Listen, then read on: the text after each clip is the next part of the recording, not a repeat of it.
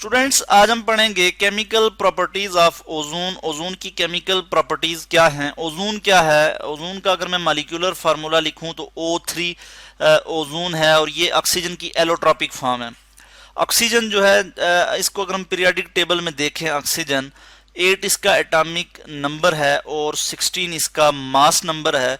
Periodic table में जब हम इसे देखते हैं तो ये ग्रुप जो है वो 6 में पाया जाता है, ग्रुप 6A में पाया जाता है, या मॉडर्न पीरियोडिक टेबल के तहत ग्रुप 16 में पाया जाता है। तो O3 क्या है जी, ये ऑक्सीजन की एलोट्रॉपिक फॉर्म है, एक O3 में पाया जाता है, और O2 जो है डायटोमिक ऑक्सीजन, ये भी जो है ऑक्सीजन की एलोट्रॉपिक फॉर्म है। एलोट्रॉपिक फॉर्म हम कहते हैं कि जब कोई भी एलिमेंट 2 और मोर देन 2 डिफरेंट फॉर्म में पाया जाए तो इस प्रॉपर्टी को हम कहते हैं एलोट्रॉपी। ठीक है, तो ओजोन जो है मैं यहाँ लिख लेता हूँ ओजोन, और ये कहाँ पाई जाती है जी ओजोन। ओजोन गैस जो है ये हमारी स्ट्रेटोस्फेरिक रीजन में पाई जाती है। स्ट्रेटोस्फेयर रीजन जो है ये एटमॉस्फेयर का रीजन है। एटमॉस्फेयर किसे कहते हैं? एटमॉस्फेयर जो है हमारी जमीन के गिर्द डिफरेंट गैसेस हैं जिन्होंने हमारी जमीन को सराउंड किए हुए है, एटमॉस्फेयर, तो उसको हम एटमॉस्फेयर कहते हैं। तो एटमॉस्फेयर के कुछ रीजन्स हैं जिनमें से एक रीजन हमारे पास आता है स्ट्रेटोस्फेयर। स्ट्रेटोस्फेयर और स्ट्रेटोस्फेयर के रीजन में ओजोन मौजूद है।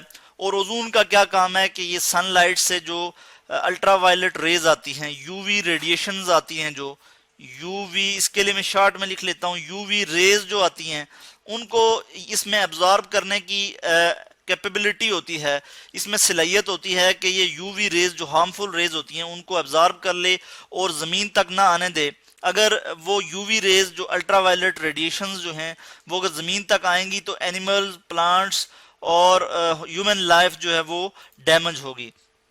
तो ओजोन जो है इस पर्सपेक्टिव से हमारे लिए बहुत इंपॉर्टेंट है कि ये जो है हार्मफुल रेज को एब्जॉर्ब करती है जी। तो ओजोन की आज हम केमिकल प्रॉपर्टीज डिस्कस करते हैं। तो ओजोन की जो केमिकल प्रॉपर्टीज हैं उनमें हम देखते हैं कि ओजोन जो है वो पावरफुल ऑक्सीडाइजिंग एजेंट है, केमिकली मोर रिएक्टिव है। केमिकली ओजोन जो है वो मोर रिएक्टिव है, किससे जी? O2, यानी ऑर्डिनरी जो ऑक्सीजन है, डायटोमिक ऑक्सीजन, उससे ज्यादा रिएक्टिव है। More reactive than O2, more reactive than O2। तो नॉर्मल जो ऑर्डिनरी ऑक्सीजन है यानी डायटोमिक फॉर्म में जो पाई जाती है उससे ज्यादा रिएक्टिव है ओजोन, जो है वो उससे ज्यादा रिएक्टिव है। और उसके अलावा इसकी और क्या प्रॉपर्टीज हैं कि ये पावरफुल ऑक्सीडाइजिंग एजेंट है। Powerful oxidising agent, powerful oxidising agent. और ऑक्सीडाइजिंग एजेंट क्या होता है कि जो ऐसा कोई भी एलिमेंट या कंपाउंड जो किसी दूसरे एलिमेंट या कंपाउंड या एटम से जो है वो इलेक्ट्रॉन ले, खुद रिड्यूस हो जाए और उसको जो है वो ऑक्सीडाइज कर दे, तो ऐसे सब्सटेंस को हम ऑक्सीडाइजिंग एजेंट कहते हैं। तो ओजोन जो है ये पावरफुल ऑक्सीडाइजिंग एजेंट है। इसके लिए हम यहाँ पे एक इक्वेशन देख लेते हैं, यानी O3 है। ओजोन चूंकि O3 यानी कि ये गैस है, और जब ये किस तरह से ये ऑक्सीडाइजिंग एजेंट है कि इसकी हम डिसोसिएशन देख लेते हैं, यानी O3 से O2 यानी एटॉमिक डायटोमिक ऑक्सीजन में कन्वर्ट हो रही है, और यहाँ पे एक ऑक्सीजन जो है वो एटॉमिक फॉर्म में आ रहा है। इसको हम यहाँ लिख लेते हैं ऐसे ये एटॉमिक ऑक्सीजन जो है ये बहुत ज्यादा रिएक्टिव है। इससे जो है क्या होती है जी, ऑक्सीडेशन होती है।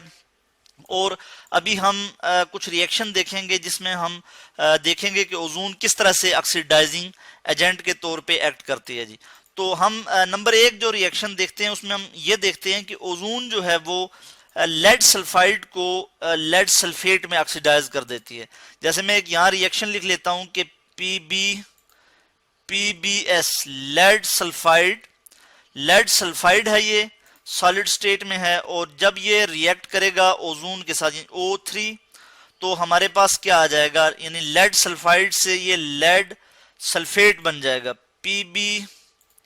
PbSO4, lead sulphate plus O2। और ये ऑक्सीजन जो है ये गैसियस फॉर्म में है, लेड सल्फेट सॉलिड है, और यहाँ पे जो है इस इक्वेशन को हम बैलेंस करेंगे तो यहाँ पे हमें 4 लगाना पड़ेगा, तो इक्वेशन बैलेंस हो जाएगी, और यहाँ पे भी 4 लगाएंगे तो जो है इक्वेशन जो है वो बैलेंस हो जाएगी। और पीबी से हम लेड को रिप्रेजेंट करते हैं। पीबी जो है ये लैटिन वर्ड प्लम्बम से है। प्लम्बम जो है लैटिन वर्ड है, तो हम जो लेड को रिप्रेजेंट करते हैं, लेड की जो सिंबल है वो पीबी है। यानी पीबी किसे कहते हैं जी? पीबी का जो वर्ड है ये प्लम्बम से निकला है। यहां मैं लिख लेता हूं प्लम्बम। प्लम्बम जो है ये लैटिन वर्ड है, इसलिए हम लेड को पी और बी से रिप्रेजेंट करते हैं, इस तरह से पी बी प्लम्बम। तो प्लम्बम यानी लेड सल्फाइड से लेड सल्फेट में कन्वर्ट हो गया। किसकी वजह से जी? ये ओजोन की वजह से। ओजोन चूंकि ऑक्सीडाइजिंग एजेंट है, इसने इसको ऑक्सीडाइज कर दिया। इसी तरह हम कुछ रिएक्शंस नीचे और देख लेते हैं कि जो ओजोन है वो और किस तरह से जो है वो ऑक्सीडेशन रिएक्शन करती है, यानी ऑक्सीडाइज करती है सब्सटेंसेस को। इसमें हम मजीद देखते हैं कि जो ओजोन है वो क्या करती है, ये आयोडीन लिबरेट करती है पोटेशियम आयोडाइड से।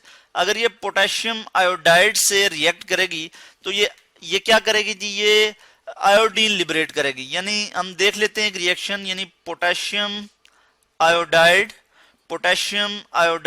ये यहाँ पे के है capital, potassium iodide plus O3 क्या है जी? ये गैस है।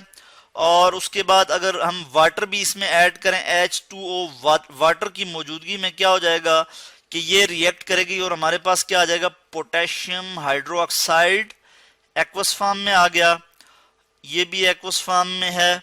और उसके बाद ऑक्सीजन गैस O2, और उसके बाद जो है आयोडीन जो है ये गैस की फॉर्म में जो है एक्वस फॉर्म में जो है आयोडीन भी जो है यहाँ से रिप्लेस निकल जाएगा। तो हमें पता लगता है कि जो पोटेशियम आयोडाइड के साथ जब ओजोन रिएक्ट करेगी पोटेशियम आयोडाइड के साथ, तो आयोडीन जो है वो लिबरेट होगी। तो इस तरह से यानी इसने पोटेशियम आयोडाइड को ऑक्सीडाइज किया और हमारे पास यहाँ पे जो है वो आयोडीन आ गई। इसी तरह का हम एक और रिएक्शन देख लेते हैं जिसमें हम देखते हैं कि जो हेलोजन एसिड हैं, जैसे HCl है, HCl, और ये जब ओजोन के साथ रिएक्ट करेगा O3 के साथ, O3 ओजोन गैस है, HCl जो ये एक्वस फॉर्म में है, जब ये रिएक्ट करेगा ओजोन के साथ तो हमारे पास क्या आ जाएगा? O2 plus water, H2O water, और उसके बाद जी हमारे पास क्लोरीन Cl2, क्लोरीन जो है वो गैस आ जाएगी। तो हमें क्या पता लगा कि जो हेलोजन एसिड है, यानी क्लोरीन जो है वो हेलोजन फैमिली से है। पीरियोडिक टेबल में हम देखते हैं जो 17 जो ग्रुप है वो हेलोजन्स हैं।